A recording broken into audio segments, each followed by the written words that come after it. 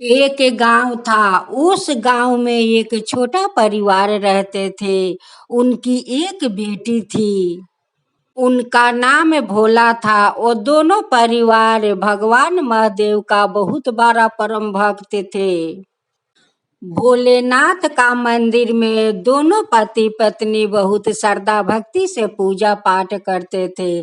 जब घर आते आकर अपना बेटी को बहुत प्यार करते थे, बहुत प्यार करते थे, क्योंकि उनकी एक ही बेटी थी। उनके पिताजी घोड़ा बनकर अपना पीठ पर बेटी के बैठाए हुए सारा घर में घूरते थे। उनकी माँ कहती है कि हाँ, राजकुमारी का अपना पीठ पर घोड़े बनकर घुरा लीजिए। एक दिन राजकुमार आएगा और राजकुमारी का घोड़े पर बैठा कर लेकर चले जाएंगे। उस दिन आपका क्या होगा कि राजकुमारी हम लोग का छोड़कर चली जाएगी। उनके पति कहते हैं कि राजकुमारी हमारी चली जाएगी तो क्या है, मैं अपना नाती को पीठ पर बैठाकर घोड़ा बनकर घुराऊंगी। पत्नी कहती है कि हाँ हाँ, गाछ में कटहर है या ओठ में तेल लगाकर बैठिए। वो सौभाग्य हम लोग का मिलेगा यह नहीं, ये तो पता नहीं है।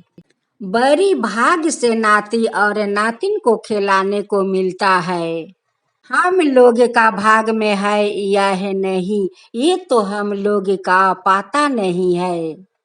अभी अपना बेटी को जीव भर कर खिला लीजिए। जैसे जैसे दिन बीतने लगे वैसे वैसे राजकुमारी बड़ी होने लगी। एक दिन उनकी माँ कह रही है कि देखिए, मेरी बेटी तो ससुराल जाने के लिए देखिए कितना जल्दी जल्दी बड़ी हो रही है। देखते देखते राजकुमारी तो बहुत बड़ी हो गई। उनके पिताजी कहते हैं कि देखो, मेरी राजकुमारी कैसे देखते देखते बड़ी हो गई। अब तो वो विवाह को योग्य हो गई है। अब तो हम लोग का घर बार ढूंढना पड़ेगा। मेरे राजकुमारी को तो शादी देना होगा। राजकुमारी कहती है कि क्यों पिताजी, आपका मैं बोझ हो गई हूँ कि दाना चाहते हैं। उनके पिताजी कहते हैं कि नहीं बेटी, माता पिता को संतान कभी बोझ नहीं होते हैं बेटी। ये तो दुनिया संसार का नियति है और रस्म है बेटी, ये तो रस्म है। यही तो नियति संसार बनाया है बेटी। दूसरा का बेटी अपना घर में लिया वो तो अपना होती है, आयापन पराया घर में जाती है तो पराया हो जाती है बेटी। यही तो दुनिया संसार का नियम है बेटी। माता पिता तो धर्म निभाता है बेटी और कन्यादान करके पूर्ण करता है बेटी, पूर्ण करता है। एक बेटी का कन्यादान एक गौ दान होता है बेटी, गौ दान होता है। कोई भी माता पिता अपना बेटी को नहीं भगाते हैं बेटी, और नहीं बेटी कभी माता पिता को अपना बोझ होती है। बेटी तो घर का लक्ष्मी होती है बेटी, घर का लक्ष्मी होती है। राजकुमारी का माता पिता घर भर ढूंढना शुरू कर दिया। खोजते खोजते घर भी मिला और खूब सुंदर एक राजकुमार भी मिला। दोनों माता पिता अपना बेटी को धाम धूम से शादी कर देता है। बेटी अपना ससुराल चली जाती है या ससुराल जाकर अपना संसार में उलझ जाती है। देखते देखते राजकुमारी को दो अपना संतान भी हो गया। राजकुमारी अपना दोनों संतान और संसार में उलझ कर रह गई। देखते देखते 12 बरस बीत गया राजकुमारी का शादी को। दोनों माता पिता कहते हैं कि राजकुमारी को तो 12 बरस हो गया, लेकिन आज तक तो राजकुमारी नहीं आई। राजकुमारी का माँ कहती है कि बेटी को तो 12 बरस हो गया, कम से कम आप जाइए और बेटी से तो भेंट करके आइए। पिताजी कहते हैं कि मैं तो जाऊंगी, लेकिन बेटी का घर के तो मैं पानी नहीं पीऊंगी, क्योंकि बेटी को मैं कन्यादान किया है। पिताजी अपना बेटी का ससुराल जाकर अपना बेटी से भेंट करके चले आए। माता अपना बेटी को समाचार पूछती है कि बताइए मेरी बेटी कैसी है। पिताजी कहते हैं कि बेटी तो बहुत खुश है, वो तो अपना संसार में उलझ गई है। हम लोग का बेटी बहुत सुखी है, बहुत सुखी संसार है उनकी। उनकी तो इतना सुंदर परिवार है कि उनकी अपना परिवार प्यारा सा परिवार है। अपना परिवार में वो लोग सभी लोग बहुत खुश है, बहुत खुश है। खुशी देख कर तो मैं भी खुश हो गया। भगवान सबका बेटी को वैसे ही खुशियाँ दे, ऐसे ही संसार दे। एक दिन दोनों पति पत्नी भगवान महादेव का मंदिर में जाते हैं और कहते हैं कि हे भगवान, हम लोग का आगा पीछा तो कोई नहीं है। एक बेटी थी कि उनकी मैं विवाह कर चुकी हूँ, वो अपना ससुराल चली गई। हम लोग अकेले हैं भगवान, हम लोग अकेले हैं। हम लोग पर आप कृपा बनाए रखिए हे भगवान, हम लोग पर अपना कृपा बनाए रखिए। हम लोग आपके श्रद्धा भक्ति से पूजा करते हैं, आपको सेवा करते हैं। हे भगवान महादेव, हम लोग पर आप कृपा कीजिए। हे महादेव, आपका मैं हाथ जोड़ कर कहती हूँ, आपका अगर हम दोनों सच्चा भक्त है तो मेरा एक मिनती आपको सुनना होगा भगवान, एक मिनती हमारा सुनना होगा। हे महादेव, अगर हम दोनों का मृत्यु होगा तो आप हम दोनों को एक साथ मृत्यु देना भगवान, एक साथ मृत्यु देना। और अपना ही शरण में रखना भगवान, अपना ही शरण में रखना कि हम दोनों आपका सारा जीवन सेवा करूं और भक्ति करूं भगवान। दोनों भगवान महादेव के बहुत श्रद्धा भक्ति से पूजा करते थे। भगवान महादेव का सेवा पूजा करते करते दोनों पति पत्नी बूढ़ा हो चुके थे। लोग झूठ नहीं कहते हैं कि अगर भगवान से सच्चा मन से अगर कुछ मांगो तो वो भगवान जरूर देते हैं।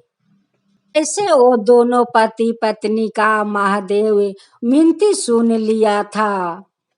उस दोनों जैसे भगवान से मृत्यु मांगा था, वैसे ही भगवान वो दोनों को एक साथ मृत्यु दे दिया और उनकी प्राण ले जाकर अपना शरण में रख दिया। दोनों नाग नागिन का रूप में फिर से जन्म लिया और वही मंदिर में जाकर महादेव का फिर से दोनों सेवा करने लगा। दोनों नाग नागिन का रूप में वही मंदिर में रहने लगा और भगवान महादेव को लोग सेवा करने लगा। उस दोनों का घर दुआर टूट भरा कर गिर गया था। उस घर पर मुझ मुझवानी जंगल झाड़ बहुत हो गया था। जब राजकुमारी का दोनों संतान बड़ा हो जाता है, एक दिन राजकुमारी अपना माता पिता को याद करती है और अपना सास ससुर और पति से कहती है कि मैं अपना मैके जाऊंगी अपना माता पिता से भेंट करने। उनकी सास ससुर आज्ञा देते हैं कि ठीक है बहू जाओ, लेकिन जल्दी लौट कर चले आना। अब राजकुमारी अपना महके पहुंचती है तो पहुंच कर देखती है कि वहां पर तो सारा घर दुआर टूट भरा गया है और उस घर पर तो बहुत सारा मुझवानी, बहुत सारा जंगल झाड़ हो गया है। सारे पड़ोस का लोग कहने लगे कि इतना दिन का बाद तुम्हारा माता पिता याद आए, वो तो दोनों कब के मर चुका है। देखो घर द्वार तुम्हारा गिर ढिमला गया है, उस पर मुझवानी जंगल झाड़ भी हो गया है। तो लोग का तो मरे हुए 10 बरस बीत गया। इतना दिन का बाद तुम आई हो माता पिता से भेंट करने। अपना माता पिता को मृत्यु सुनकर वहीं पर राजकुमारी रोती है। उस दिन नाग नागिन दोनों जंगल में गए हुए थे। उनकी रोआई सुनकर नाग कहता है कि देखो, लगता है हम लोग का बेटी आई हुई है। देखो, हम लोग का बेटी की आवाज है, वही रो रही है। नाग कहते हैं कि अगर हम लोग ये भेष में जाएंगे तो मेरी तो बेटी देखकर डर जाएगी। हम दोनों का मनुष्य का रूप धारण करना होगा और मनुष्य का रूप में हम लोग जाएंगे। तो दोनों तो इच्छाधारी नाग नागिन था। वो लोग चाहे तो अपना भेष बदल सकते हैं। वो नाग नागिन भी बन सकता है, वो मनुष्य का रूप भी धारण कर सकता है। दोनों नाग नागिन माता पिता का रूप धारण करते हुए आते हैं और देखते हैं कि उनकी बेटी आकर रो रही है। माँ अपना बेटी को गले लगा लेती है और कहती है कि बेटी, तुम्हें इतना दिन का बाद हम लोग याद आए बेटी, इतना दिन का बाद हम लोग याद आए बेटी। बेटी कहती है कि माँ, मैं क्या करूँ, मेरा भी तो संसार है माँ, मेरा भी तो संसार है। संसार में कोई करने वाला नहीं है माँ, कोई करने वाला नहीं है। मैं आऊँ तो कैसे आऊँ माँ, मैं आऊँ तो कैसे आऊँ। अपना बेटी के लिए माँ अच्छा अच्छा पर पकवान बनाती है और अपना बेटी को भोजन करवाती है और कहती है कि बेटी, अपना ससुराल को समाचार कहो। बेटी कहती है कि माँ, समाचार सब ठीक है माँ, वहाँ पर सब खुशी से है माँ। तुम्हारा नतनी एक नाती है, वो दोनों बड़ा हो गया है माँ। हाँ, अपना नाती और नातिन के बारे में सुनकर बहुत खुश हो जाती है कि बेटी, ये तो बहुत खुशी के बात है कि मेरा नाती और नातिन बहुत बड़ा हो गया है। कहती है कि बेटी, वो दोनों को अपना साथ क्यों नहीं ले आई। कहती है कि माँ, वो दोनों आ जाएगा तो वहाँ पर दादा दादी है, वो लोग का कौन देखेगा माँ, कौन देखेगा। इसलिए वो दोनों नहीं आया माँ। अपना दादा दादी को देखभाल करता है, अपना पिताजी को देखभाल करता है। वो लोग अपना बेटी को माता पिता बहुत आदर सम्मान करने लगा। दिन दिन से माता पिता का रूप में अपना बेटी को साथ रहते थे। रहते रहते माता पिता के साथ 10 दिन बीत गया। एक दिन उनकी माँ कहती है कि बेटी देखो, सब घर तुम झरना, लेकिन एक घर तुम मत झरना बेटी। उस घर में तो उनकी बहुत सारा संतान थे, उसलिए तो वो माना कर रही थी कि बेटी, सब घर झरना लेकिन एक घर मत झरना। कि बेटी ये बात सुनकर सोचने लगी कि माँ क्यों कह रही है कि बेटी सब घर झाड़ो लेकिन एक घर मत झाड़ो।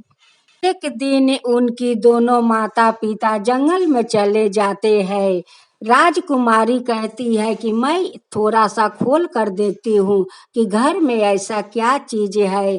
कि माँ कहती है कि बेटी, सब घर झरना लेकिन एक घर तुम मत झरना। एक दिन जैसे राजकुमारी थोड़ा दरजा खोलती है, एक का पोछ टूट जाता है। कहती है कि घर में तो बहुत सारा सांप के बच्चा है, इसलिए तो माँ कह रही है कि सब घर इस झरना लेकिन एक घर मत झरना बेटी। मेरे माता पिता तो मनुष्य नहीं है, ये तो दोनों इच्छाधारी नाग नागिन है। अब तो नागिन का पता चल जाता है कि मैं उन्हें बाधा किया था कि तुम दरजा मत खोलना, फिर भी दरजा खोलकर मेरे बच्चा को एक पोछ तोड़ दिया है। तो नागिन का गुस्सा आ गया और गुस्से में वो आ रही थी। उन्हें समझा रहा था कि देखो, बेटी इतना दिन के बाद आई है, वो तो नहीं जानती है कि हम दोनों इच्छाधारी नाग नागिन है। वो घर झाड़ने के लिए वो दरजा खोली होगी आ एक बच्चा को पोछ टूट गया। गुस्सा करती हो, मत करो गुस्सा। नाग नागिन को समझाते हैं कि देखो नागिन, गुस्से में जाकर बेटी को अपना नुकसान मत पहुंचा। एक तो हम लोग का बेटी इतना दिन के बाद आई है और उन्हें तो पता नहीं है कि हम लोग इच्छाधारी नाग नागिन है। उन्हें नुकसान मत पहुंचाना नागिन, मत पहुंचाना, वो तो हम लोग का संतान है। नागिन कहती है कि मैं बार बार उन्हें समझाया कि बेटी सब घर तुम झरना, लेकिन एक घर मत झरना। तो उन्हें तो समझ जाना चाहिए कि माँ क्यों बोलती है कि एक घर मत झरना। नाग कहते हैं कि मैं उनके तरफ से मैं माफी मांगती हूँ, तुम मेरे बेटी को माफ कर दो, मेरे बेटी को तुम माफ कर दो, उन्हें नुकसान मत पहुँचाओ। नाग कहते हैं कि देखो नागिन, अपना गुस्से को ठंडा करो और ठंडा करके तब चलो अपना बेटी के पास। दोनों नाग नागिन माता पिता का रूप धारण करते हुए आते हैं और माँ कहती है कि बेटी तुम वो घर क्यों झारी। बेटी कहती है कि माँ मुझे पता नहीं था, माँ मुझे माफ कर दो, माँ मुझे पता नहीं था कि मेरे भाई बहन है और मैं अपना भाई बहन को गोर तोड़ दिया। माँ अपना बेटी को रोना धोना देख कर तो माफ कर देती है और अच्छे अच्छे घर में पर पकवान बनाती है और अपना बेटी को भोजन करवाती है। इस सब देख कर तो नाग बहुत खुश हो गए, कहने लगे कि जाके माँ तो अपना बेटी को माफ कर दी। नाग अपना बेटी से कहते हैं कि बेटी तुम तो ससुराल चली गई, हम लोग तो यहाँ पर अकेले पड़ गया बेटी। हम दोनों एक दिन भगवान महादेव से वरदान मांगा था कि हे भगवान, हम लोग का कोई नहीं है, हम लोग तो आपका परम भक्त है, अगर मृत्यु देना है तो हम दोनों को एक साथ देना और दोनों को एक साथ रखना महादेव। उसी महादेव ने हम लोग का वरदान दिया बेटी कि ठीक है, तुम दोनों का मृत्यु होगा, अब मर कर तुम लोग मेरे शरण में इच्छाधारी नाग नागिन बन कर रहना और मेरा सेवा करना। हम दोनों मर के इच्छाधारी नाग नागिन बन गया है बेटी, नाग नागिन बन गया है। आज तुम अपना माता पिता को घर आई हो, उस लिए हम दोनों आज मनुष्य का रूप धारण किया है बेटी। वो भी तुम्हारा माता पिता का रूप में धारण किया है बेटी।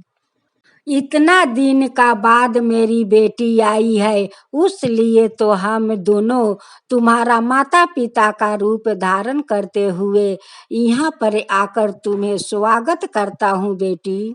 बेटी अपना माँ से कहती है कि माँ, अगर हमसे कोई भूल चूक हो गया होगा तो हमें माफ कर दीजिए माँ, माफ कर दीजिए अपना बेटी को।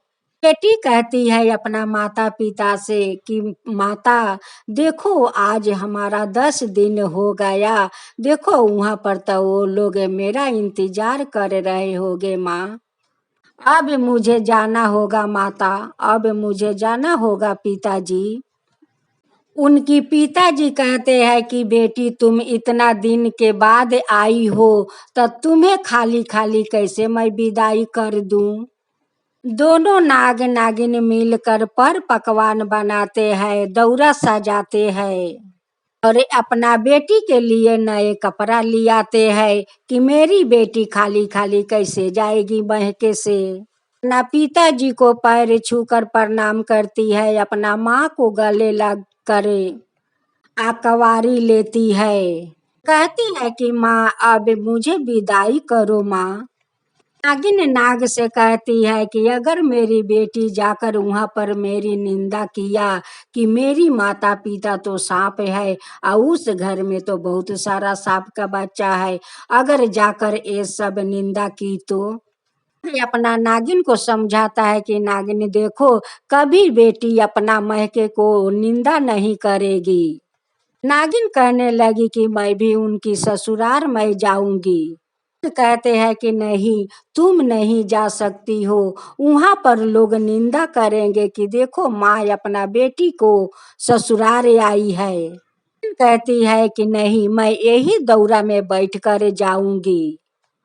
अगर तुम यही पकवान में बैठ कर जाओगी, अगर उनकी ससुराल के लोग देख लिया तो ये तो पकवान नहीं खाएंगे, ये पकवान सारा फेंक देंगे, तुम मत जाओ पकवान में बैठ कर।